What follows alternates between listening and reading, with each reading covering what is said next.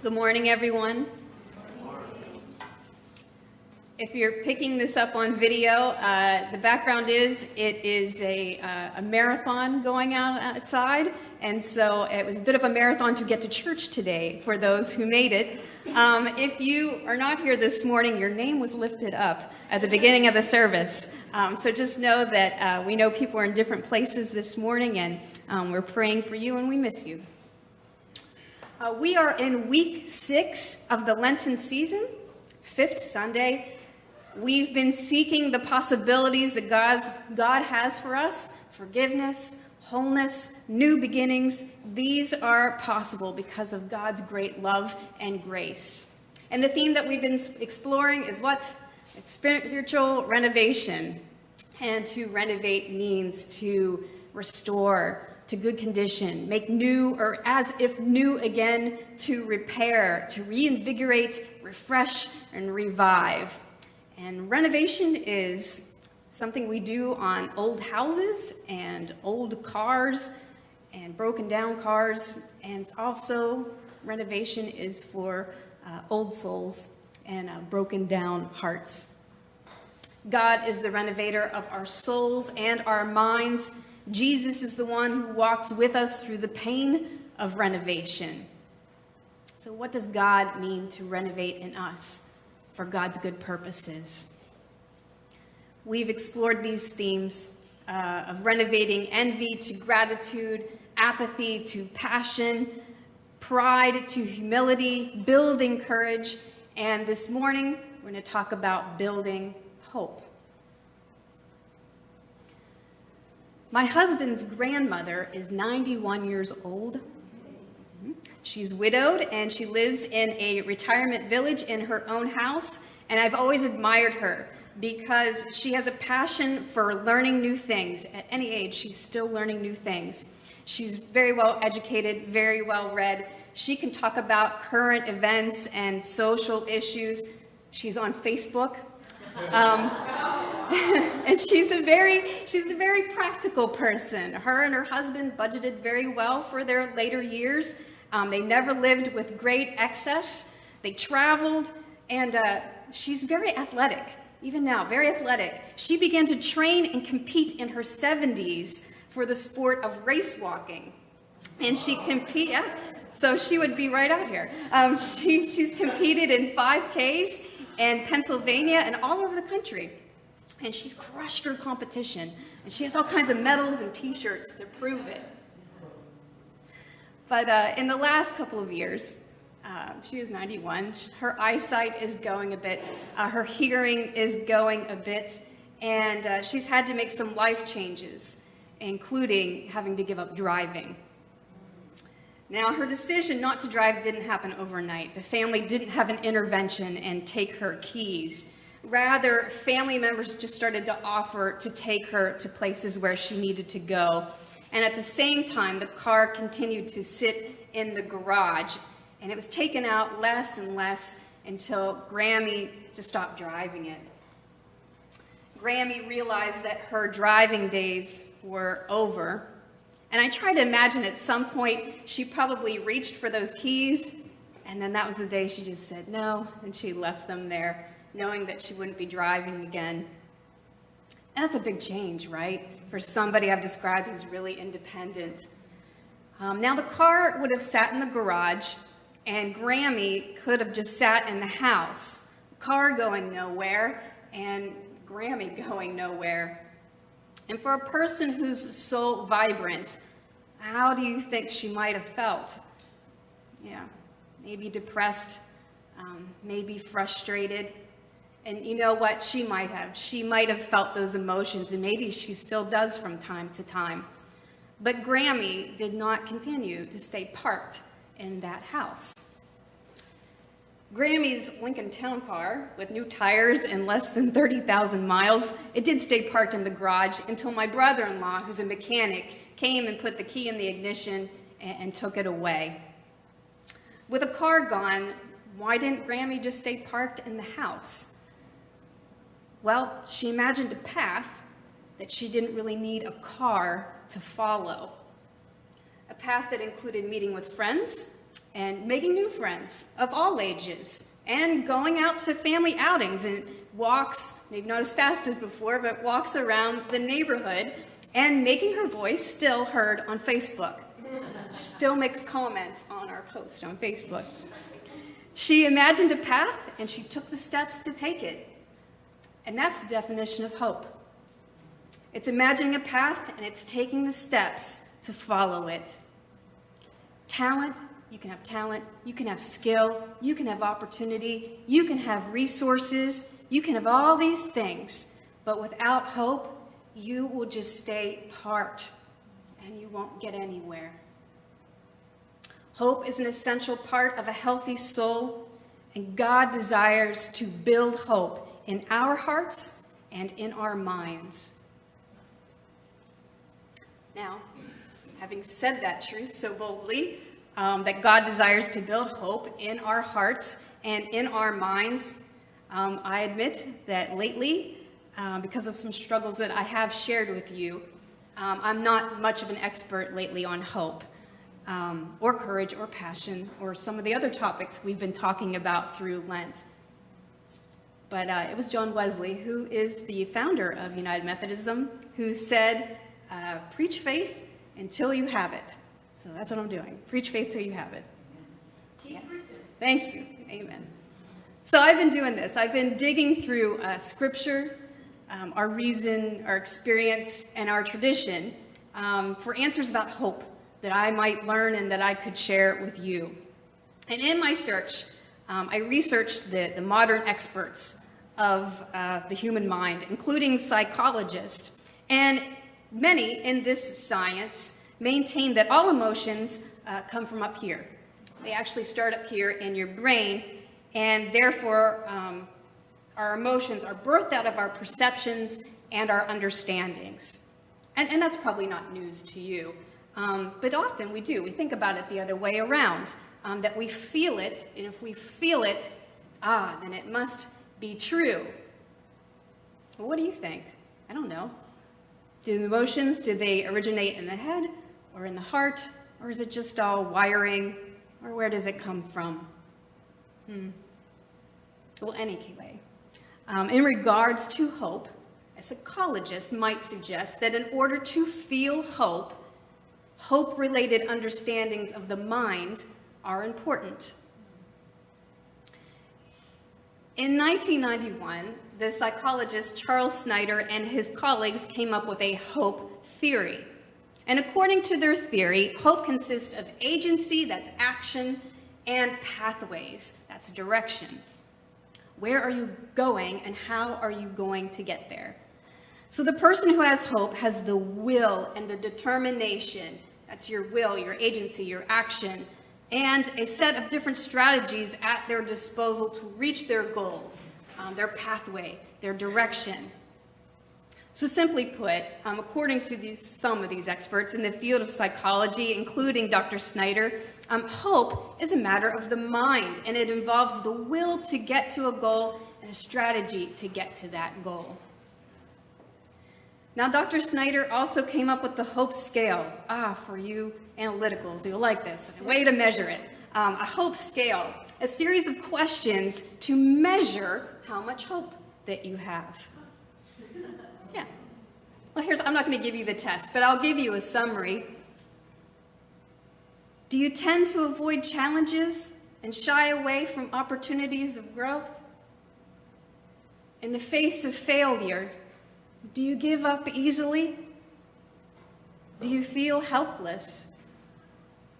Do you feel like you lack control over your environment and your life? Do you doubt your capacity to have the kind of future that you want? If so, maybe according to the hope scale, your hope is low. You're like a car parked in a garage, no ignition, no path, no adventure. And this was the situation that the people Jeremiah is speaking to. The prophet Jeremiah, he lived and prophesied about 600 years before the birth of Christ. And Jeremiah was a prophet who was called by God to deliver a message to the Israelites on God's behalf. he did not want this job. He was reluctant, and he used excuses that he was too young, he was too experienced, and he's whining to God.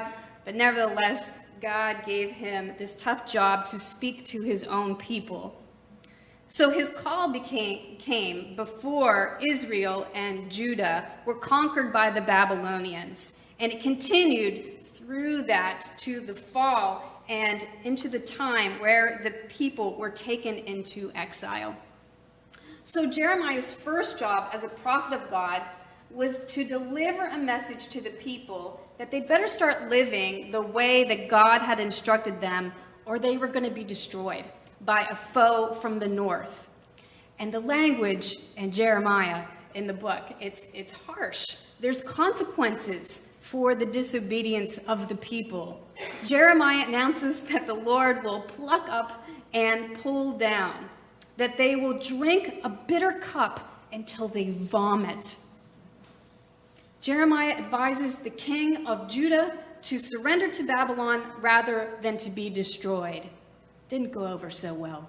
He announces that the impending destruction is God's judgment on the king and his people for their unfaithfulness. So how do you think that went over with the people? Yeah, not so good. Jeremiah was an outcast, and he was an irritant to the people.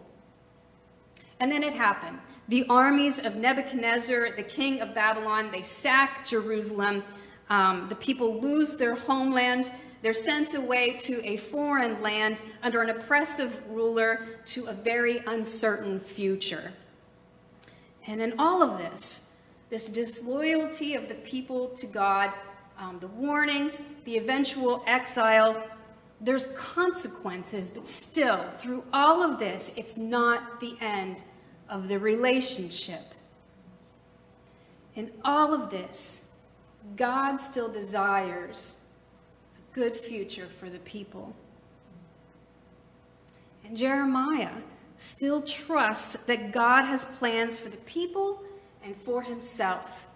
He believes God's promise that there will eventually become a day of restoration, when their suffering would end and God would prosper them, give them a future and a hope. Going back just a little before the passage that Cyrus read, Jeremiah speaks these words of God. On God's behalf, he says, here's what you do. You're going into exile. Build houses and live in them. Plant gardens. Eat what they produce.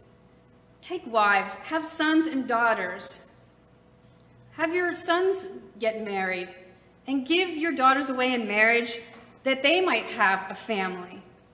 Multiply there and do not decrease. Seek the welfare of this foreign land, this city where I have sent you into exile, and pray to the Lord on its behalf for its welfare, and you will find your welfare. For thus says the Lord, only when Babylon's 70 years are completed will I visit you, and I will fulfill to you my promise and bring you back home to this place. For surely I know the plans I have for you, plans for your welfare and not for harm, to give you a future with hope. Then when you call upon me and come and pray to me, I will hear you. And when you search for me, you will find me if you seek me with your whole heart. So the people, their lives have changed drastically. They've been taken captive by their enemies, hauled off to a land for 70 years, which is a lifetime. God gives them a pathway, though. He rebuilds their hope. God says, even in that place, follow this path, build houses, live in them, even in this place of exile. He tells them, plant gardens, eat, marry, have children, seek the welfare of your captors, and you will be restored to your home someday. It's a picture. And Jeremiah, he had so much hope in God's plan for a future that even as things were falling apart around him, He still purchased a plot of land in that space, knowing he would have to leave. He bought it as a sign of his trust that one day the land would be restored to the people and they would all return home. From Scripture, the days are surely coming, says the Lord, when just as I have watched over the Israelites to pluck up and break down, so I will watch over them to build and to plant. The days are surely coming, says the Lord, when I will make a new covenant with the house of Israel and the house of Judah. Now, in the Old Testament, the word covenant comes from a Hebrew root, which I can't pronounce, but it means to cut. And so a covenant is a cutting, is what it means. And it's a reference to a custom that when there would be an agreement and a covenant, they would take an animal and they would cut it down the middle and they would walk through, that sounds gross, but they would walk through the animal as a sign of this promise. And the idea behind it was something to the effect of, if I'm to break this covenant, may I be torn in half like this animal. In this, there's an understanding that even though the covenant between the people and God was broken, God restores. God doesn't send them away or destroy them completely. There's a renewal.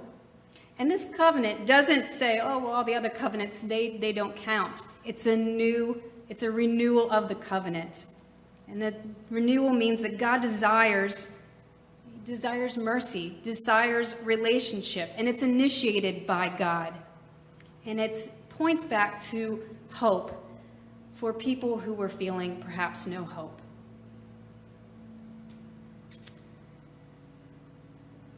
Scripture says this, in the covenant with Israelites and Moses, I led them by the hand out of Egypt.